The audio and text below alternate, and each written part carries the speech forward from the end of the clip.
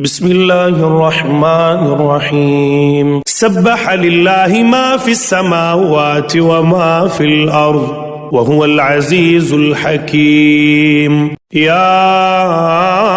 أيها الذين آمنوا لم تقولون ما لا تفعلون كبر مقتا عند الله أن تقولوا ما لا تفعلون إن الله يحب الذين يقاتلون في سبيله صفا كأنهم بنيان مرصوص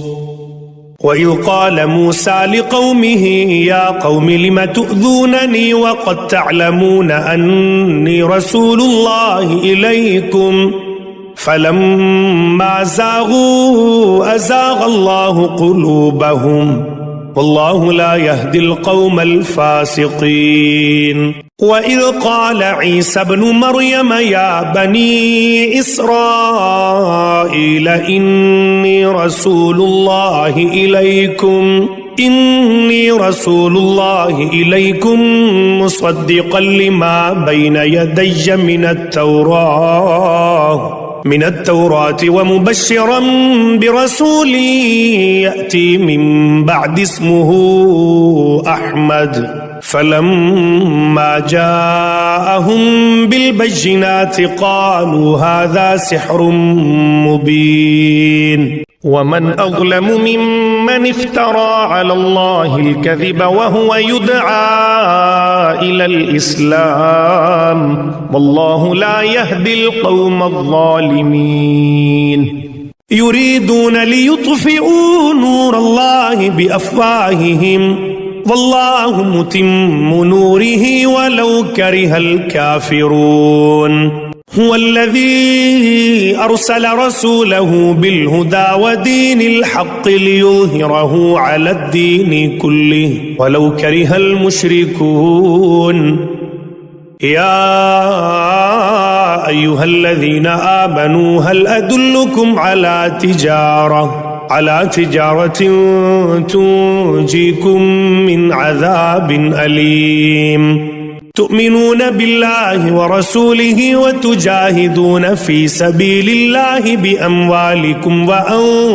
وأنفسكم ذلكم خير لكم إن كنتم تعلمون يغفر لكم ذنوبكم ويدخلكم جنات تجري من تحتها الأنهار ومساكن طيبة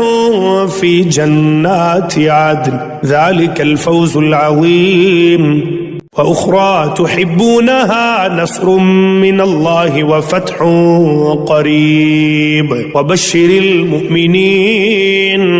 يا أيها الذين آمنوا كونوا أنصار الله كما قال عيسى ابن مريم للحواريين من أنصاري إلى الله قال الحواريون نحن أنصار الله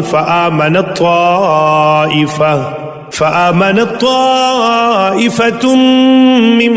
بني إسرائيل وكفرت طائفة فأيدنا الذين آمنوا على عدوهم فأصبحوا ظاهرين